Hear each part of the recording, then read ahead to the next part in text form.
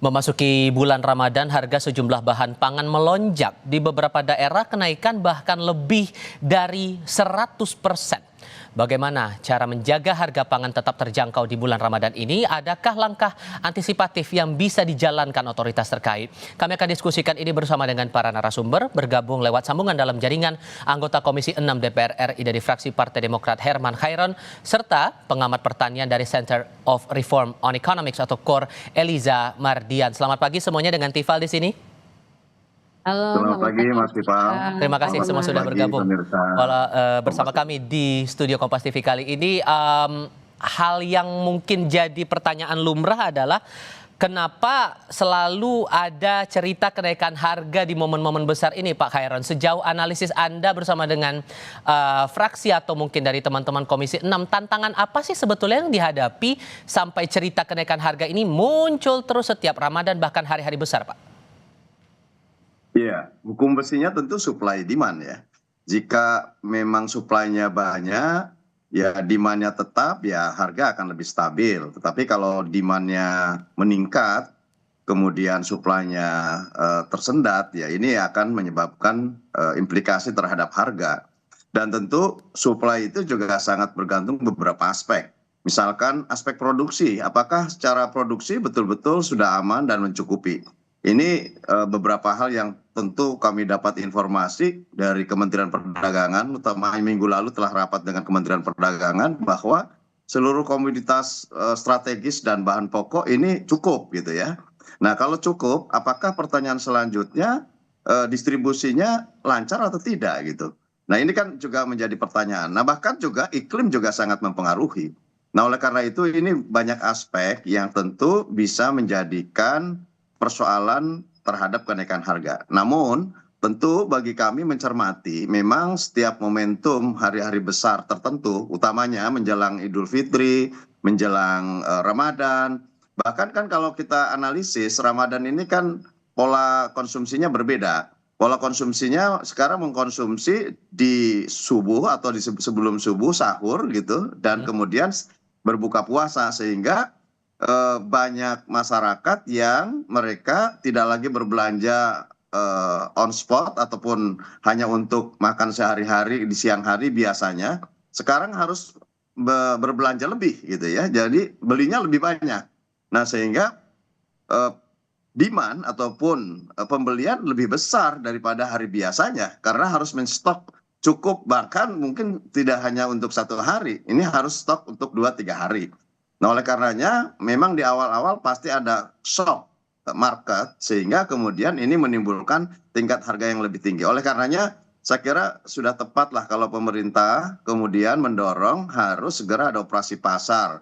Kemudian operasi pasar juga jangan bergantung hanya kepada institusi tertentu. Misalkan Badan Pangan yang saat ini memang ditugasi untuk menstabilkan harga di tingkat pasar, juga ini harus siap gitu ya. Kementerian Perdagangan juga harus siap di dalam mengantisipasi terhadap kebutuhan yang ini menjadi kebutuhan pokok dan strategis, sehingga kemudian tidak memicu terhadap tingkat harga. Lebih lanjut soal itu, sorry Pak saya potong. Kalau soal pasar atau operasi pasar mungkin kita akan bahas di sesi yang lain begitu setelah ini. Cuman kalau yang mau jadi fokus saya adalah kalaupun kemudian masalah supply dan demand itu jadi tantangan Pak, apalagi momennya Ramadan dan pola konsumsinya jadi berbeda. Tapi kok kejadian terus tiap tahun seperti ini polanya Pak? Apakah Anda melihat ini antisipasinya yang minim atau ada hal lain sebetulnya dari rantai pasok yang jadi PR? Nah, yang kedua sebetulnya ini aspek psikologis ya. Ini seperti menjadi tradisi bahwa menjelang Ramadan ya, menjelang Idul Fitri, harga itu di tingkat pedagang pun dinaikkan gitu. Nah, apakah kenaikan di tingkat pedagang, di tingkat pengecer ini juga terjadi di tingkat distributor? Ini harus dicek ya. Kalau misalkan memang kenaikan di tingkat distributor, apakah kenaikan ini juga terjadi kenaikan di tingkat produksi? Karena apa? Kalau produksinya masih cukup, semestinya ya di tingkat distributor tidak perlu naik. Nah kalau di tingkat distributor terjadi kenaikan, berarti ada space yang ini dilakukan oleh para spekulan. Karena menganggap bahwa memang dalam momentum menjelang Ramadan Idul Fitri, ini masyarakat pasti beli. Pasti akan membeli lebih banyak.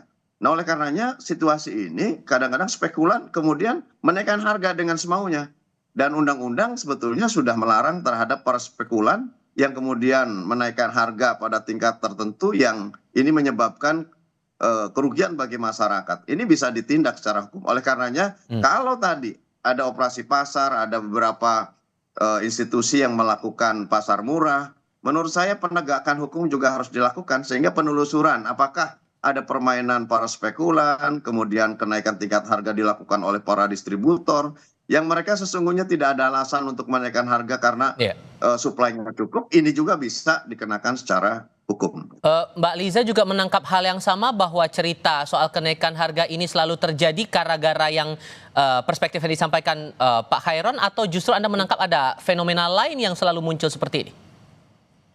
Ya, betul sekali apa yang disampaikan oleh Pak Khairon tadi ya, beberapa hal mulai dari ada peningkatan demand, supply-nya, dan juga dari rantai distribusi, serta ada struktur pasar yang membuat ada spekulan-spekulan. Nah, jadi memang kenapa harga pangan menjelang Ramadan ini selalu naik dan itu terus berulang, kok nggak diantisipasi aja oleh pemerintah dari jauh-jauh hari? Sebetulnya ini karena berbagai macam faktor. Pertama tadi ada peningkatan agregat demand, sementara dari sisi supply ini sulit mengikuti karena kan agregat demand di bulan puasa ini kan meningkat tajam ya.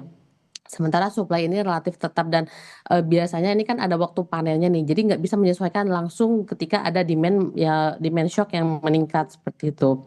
Dan ditambah lagi ada ekspektasi para pelaku pasar, di mana ekspektasi kenaikan harga itu tadi. Nah, terus ditambah lagi dengan kondisi struktur pasar kita yang oligopolistik dan ditambah asimetris informasi pasar, sehingga kita tidak bisa mengetahui stok real yang ada di setiap rantai pasok itu tuh berapa, sehingga nanti ngaruhnya ke harga di konsumen. Nah, terus tadi kan ada ekspektasi para pelaku pasar meningkatkan harga, ditambah lagi komoditas pangan ini kan sifat barangnya tuh inelastis, jadi berapapun harganya itu pasti akan dibeli oleh masyarakat. Nah, sementara konsumsi selama bulan Ramadan ini polanya itu akan selalu meningkat seperti itu. Jadi momentum-momentum ini yang seringkali dimanfaatkan oleh para spekulan-spekulan untuk meningkatkan margin mereka. Nah, terus sebetulnya kenapa ini tidak bisa diantisipasi oleh pemerintah dari jauh-jauh hari? Terkait misalkan stoknya, padahal kan bisa aja gitu kan H-2 bulan atau H-1 bulan itu sudah disiapkan stoknya. Nah, ini karena infrastruktur kita kurang memadai, misalkan untuk cabai, bawang merah, daging ayam misalnya. Nah, itu kan kita infrastruktur cold storage-nya aja masih minim, sehingga kita tidak bisa menyimpan hasil panen, komoditas-komoditas yang mudah busuk tadi disimpan dalam jangka waktu lama. Nah, terus juga ditambah lagi kondisi geografis kita yang menyebabkan distribusi kita menjadi mahal. Dan ini tambah lagi biaya logistik kita juga memang masih kurang efisien karena kita masih mengandalkan pengiriman jalur darat. Kalau untuk jalur darat ini jarak yang jauh gitu, ini tuh kurang efisien. Kita harusnya menggunakan jalur kereta api seperti Cina misalnya.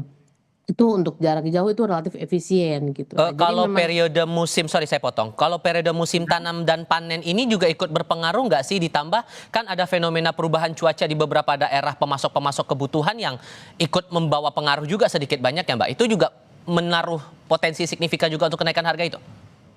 ya, betul. Jadi, antara waktu panen misalkan dengan peningkatan agregat demand-nya ini nggak sama gitu. Jadi makanya itu yang menyebabkan supply tadi tidak bisa mengakomodir kenaikan demand dari masyarakat.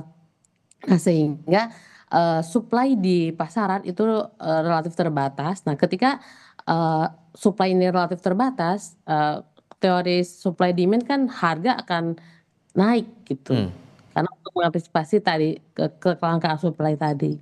Oke, nah baru kita masuk ke apa yang sedang dijalankan oleh pemerintah, terutama tim liputan kami Pak Khairon sekarang juga ikut memantau program pasar murah yang dikeluarkan oleh Kementerian Perdagangan di Gambir, Jakarta Pusat. Ini lagi kami pantau juga, termasuk di pemerintah daerah sudah melakukan beberapa operasi pasar, pasar murah dan semacamnya.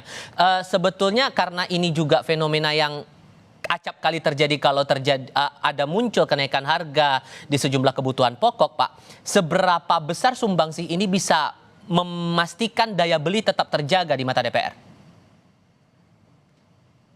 Iya, idealnya sebetulnya posisi pasar itu diserahkan kepada pasar gitu ya. Namun untuk menjaga terhadap kemampuan daya beli dan harga di pasar, saya kira semestinya ini tetap kita menjaga terhadap hukum besinya, yaitu supply demand. Nah, kalaupun kemudian dilakukan operasi pasar, kemudian pasar murah di mana-mana, sebetulnya itu kan sebuah gerakan mitigasi saja terhadap situasional. Idealnya sebetulnya kita harus bisa mampu menciptakan terhadap kondisi harga yang ideal sesuai dengan kemampuan dan daya beli masyarakat. Ini yang harus dipertahankan. Caranya bagaimana? Kita sudah ada sebetulnya neraca komoditas ya. Dari neraca komoditas kan bisa kita kaji, kita bisa menetapkan sebuah pilihan-pilihan kebijakan yang tentu ini kalau produksi dalam negeri cukup. Nah, kalau cukup ya kita tidak boleh impor misalkan. Karena mencukupi dengan impor nanti malah mengganggu harga di tingkat produsen. Petani kasihan. Kalau petani produksinya atau produknya dijual dengan harga murah kan kasihan, jadi tidak memiliki keuntungan. Nah, bagaimana menyeimbangkan harga di tingkat pasar? Bisa juga misalkan memangkas terhadap mata rantai. Dan rata-rata mata rantai perdagangan di Indonesia ini terlalu panjang. Nah, oleh karena itu, andai kata nanti ke depan Koperasi Desa Merah Putih, Koperasi Kelurahan Merah Putih yang digagas oleh Presiden Prabowo Subianto sudah bisa dijalankan dengan baik, ini bisa menjadi checkpoint untuk distribusi terhadap kebutuhan bahan pokok. Dan ini menurut saya akan sangat menolong ya, akan sangat menolong membantu terhadap pemangkasan biaya distribusi. Sehingga nanti biaya di pasarnya akan lebih murah. Dan kalau semua secara masif bahwa operasional ataupun kegiatan usaha, terutamanya penyediaan bahan pokok, bukan hanya bahan pokok konsumsi pangan sebetulnya, misalkan gas, kemudian kebutuhan-kebutuhan secondary lainnya yang ini bisa dipenuhi oleh Koperasi Desa Merah Putih, inilah keniscayaan stabilitas terhadap harga di pasar. Dengan kemudian kemampuan yang harus dirancang secara terencana dan baik oleh pemerintah, oleh negara, sehingga betul-betul kemampuan daya beli masyarakat bisa sesuai atau relevan dengan harga yang dibutuhkan pada setiap bahan pokok di wilayahnya masing-masing. Dan selama ini Anda melihat operasi pasar atau pasar murah di momen-momen besar seperti Ramadan yang berlangsung beberapa waktu ke belakang sudah tepat sasaran atau belum, Pak? Ini kan hanya kegiatan temporer. Kalau apakah ini ditanyakan ini sebagai kegiatan yang tepat sasaran atau tidak, menurut saya tepat. Karena memang harus ada intervensi pasar gitu. Bagaimanapun ketika harga sangat tinggi, kemudian supply mungkin agak terbatas, ya harus ada intervensi, harus ada operasi pasar yang memungkinkan ini bisa menurunkan harga. Sehingga kemudian harga bisa menyesuaikan terhadap daya beli masyarakat. Nah, ini sudah tepat gitu. Tapi kan ini kegiatan temporer. Sampai kapan misalkan dilakukan? Tetapi idealnya bahwa secara konsisten bahwa negara menyiapkan berbagai institusi, berbagai instrumen supaya tidak kemudian terjadi fluktuasi harga di luar harga psikologis yang tentu ini bagi masyarakat sangat memberatkan. Misalkan karena adanya spekulan, karena menjelang Idul Fitri atau menjelang Ramadan harganya dinaikkan ya di tingkat media atau di tingkat perantara. Nah, ini yang harus dijaga gitu, sehingga kalau ada instrumen dan infrastruktur negara yang sampai kepada menjamin terhadap tingkat konsumen, saya kira ini yang harus ke depan betul-betul dijaga. Dan Koperasi Desa Merah Putih saya kira bisa menjadi instrumen itu, selain tentu Bulog yang saat ini memiliki gudang, memiliki infrastruktur sampai ke tingkat kabupaten kota di seluruh Indonesia, ya perannya harus diperkuat. Perannya harus ditambah, bukan hanya menjaga beras, tapi menjaga 9 bahan pokok seperti di era sebelumnya. Dan kemudian juga ada instrumen lain yang menurut saya ini penting, Badan Pangan Nasional sebagai regulator untuk bagaimana menghitung terhadap kebutuhan masyarakat, terutama kebutuhan pokok dan pangan. Ini juga harus betul-betul tepat cara menghitung, tepat cara mendistribusi, tepat cara memberikan keseimbangan harga di pasar. Baik. Dan yang paling penting sekali lagi saya bilang instrumen hukum. Instrumen hukum harus juga bekerja untuk bisa melihat apakah ada permainan tidak di tingkat kartel. Apakah Oke. ada kartel nggak di sini? Mhm. Apakah ada nggak spekulan yang mengganggu terhadap harga? Kan ini undang-undangnya sudah mencukupi untuk bisa melakukan tindakan hukum seperti ini. Oke, nah kalau dari analisis Anda Mbak Liza soal pola operasi pasar, operasi murah yang berjalan untuk momen-momen besar seperti Ramadan atau Lebaran, selama ini yang Anda lihat yang biasanya di drop atau dilakukan di pasar induk itu bisa diubah lagi karena kan ini harus ada pihak-pihak semua yang merasakan dampak dari kenaikan harga itu bisa tersentuh, apalagi kalangan menengah bawah yang umumnya nggak langsung belanja ke pasar induk. Untuk pola distribusi atau pelaksanaan operasi pasar ini ada yang perlu disesuaikan nggak kira-kira? Iya betul sekali. Jadi memang kita yang harus jadi prioritas pemerintah saat ini adalah menjaga daya beli masyarakat terutama kalangan menengah bawah. Apalagi mereka ini kan 50-60% dari total pengeluaran itu untuk membeli bahan makanan. Jadi ketika ada kenaikan harga di bahan makanan, mereka akan mengurangi untuk porsi belanja non makanan lainnya gitu. Jadi karena untuk memenuhi kebutuhan, pangannya, dulu gitu. Dan untuk operasi pasar sejauh ini pemerintah relatif sudah baik, tapi memang masih belum bisa menjangkau lebih luas masyarakat lagi. Nah, karena kan sekarang ini operasi pasar banyaknya di pasar induk. Nah, sementara pola belanja masyarakat kalangan menengah bawah mereka ini biasanya belanjanya itu, dengan volume kecil dan juga jarak terdekat dari rumahnya mereka, karena agar tidak, mengeluarkan lagi biaya, ongkos gitu kan, transportasi. Nah, jadi lebih baik pemerintah ke depan itu memperbanyak titik-titik untuk operasi pasar. Jadi seperti SIM keliling, jadi misalkan di pasar tertentu yang, di situ banyak kalangan menengah bawahnya, di situ dilakukan operasi pasar dan itu intens seperti itu dan tidak hanya beberapa waktu aja tapi misalkan setiap hari selama Ramadan. Nah, jadi kan dengan adanya gerakan operasi pasar yang ini sebetulnya tidak hanya melibatkan pemerintah pusat atau daerah ya, tapi ada institusi lain misalkan seperti waktu itu pernah Bank Indonesia pernah melakukan operasi pasar gerakan pangan murah Mhm. gitu.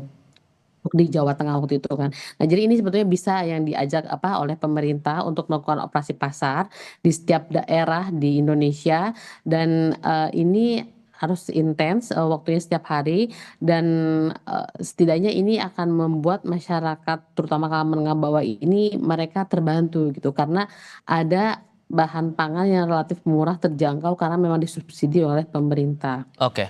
atau lainnya seperti itu. Oke, tapi di sisi lain kalau saya mengutip pernyataan dari Kepala Biro Hubungan Masyarakat Kemendak, Nimade Kusuma Dewi, selain melakukan pasar murah itu tadi Mbak, ada beberapa upaya lain untuk mengoptimalkan kondisi yang ada sekarang ini dengan mengoptimalkan SPHP, meningkatkan pasokan melalui fasilitas distribusi komoditas dari wilayah produksi ke sentra konsumsi, sampai mendorong percepatan realisasi importasi untuk komoditas tertentu yang masih butuh pasokan dari luar negeri. Yang mana menurut Anda yang kayaknya realistis untuk melihat fenomena atau kebutuhan yang ada sekarang untuk bisa dijalankan oleh otoritas terkait? Ya, jadi sebetulnya tadi strategi-strategi tadi itu adalah quick wins. Jadi itu untuk hanya, bersifat jangka pendek ya. Nah, tapi kan sebetulnya persoalan yang tadi diceritakan di awal itu kan fundamental kan, karena Mhm. struktur pasar kita yang oligopolistik, rantai distribusi kita yang masih panjang, bagaimana kita bisa menekan margin di setiap, memotong rantai pasoknya.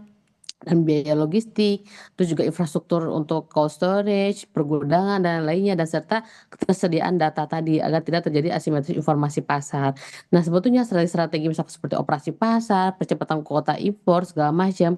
Nah, itu tuh ada bersifat jangka pendek. Nah, misalkan untuk bawang putih itu kan kita 95% impor ya eee dari luar negeri gitu kan. Nah, apakah percepatan impor ini bisa menjadi salah satu solusinya?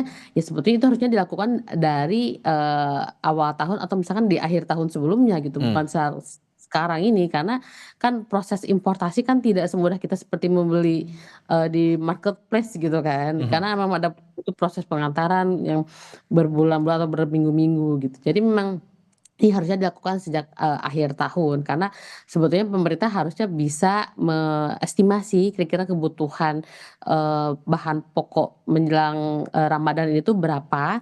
Nah, jadi kan setidaknya ketika bisa mengestimasi berarti kan ada, strategi-strategi yang dilakukan jauh-jauh sebelum hari H. Karena kalau sudah saat seperti sekarang ini nggak bisa percepatan kuota impor yang nanti datangnya kan berapa bulan kemudian gitu. Baik. Jadi itu juga kurang, tepat jadi ya yang paling tepat saat ini adalah pertama tadi operasi pasar, yang kedua adalah, eee, penegakan hukum di mana ketika ada spekulan-spekulan itu ditegakkan hukumnya dan mereka diberikan efek jera. Oke. Dan yang ketiga adalah pengawasan di setiap rantai pasok tadi gitu kan. Jadi memang ini harus kerjasama antar stakeholder agar bisa menjaga harga pangan sehingga tidak terjadi harga yang begitu bergejolak Oke. gitu tinggi kenaikan. Pak Khairon, terakhir untuk Anda, sejauh mana Anda yakin bahwa penegakan hukum bagi para spekulan yang main-main harga yang membuat akhirnya ngaruh ke harga di tingkat konsumen ini bisa betul-betul ditindak, Pak?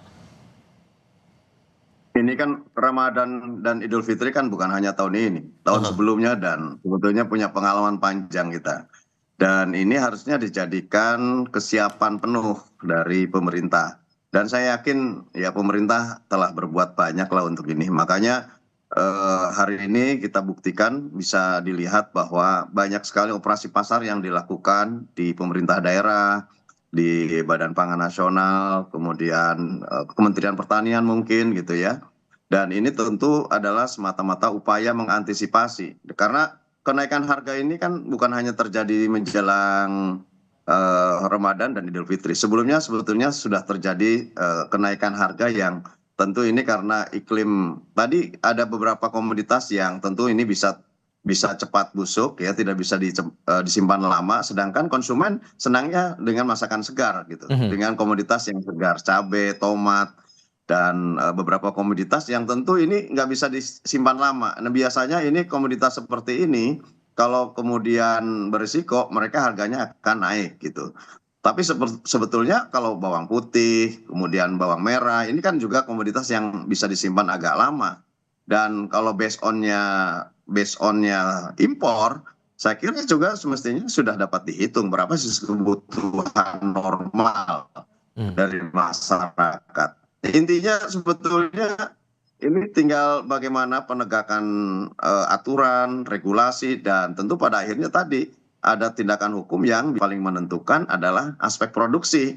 Maka itu saya kira aspek produksi harus betul-betul disiapkan dengan baik. Dan kalau memungkinkan memang kita memiliki anggaran yang cukup, ya nanti Koperasi Desa Merah Putih itulah dilengkapi mungkin dengan cold storage, dengan segala macam sesuai dengan kemampuan lokalnya.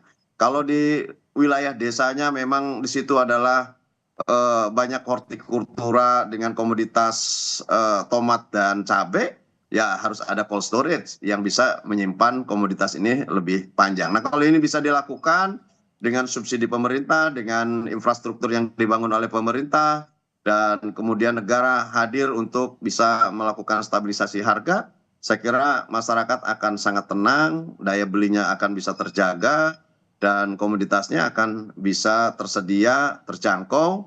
Dan inilah keniscayaan saya kira sesuai dengan keinginan Undang-Undang Pangan nomor 18 tahun 2012, di mana masyarakat bisa mendapatkan pangan secara cukup, beragam, bergizi seimbang, tersedia dan terjangkau. Baik, Pak Khairon, Mbak Eliza, terima kasih banyak sudah mau berdiskusi dan berbagi pandangan bersama kami kali ini. Sehat selalu untuk Anda berdua, selamat pagi. Selamat pagi, terima kasih Mas Tifap.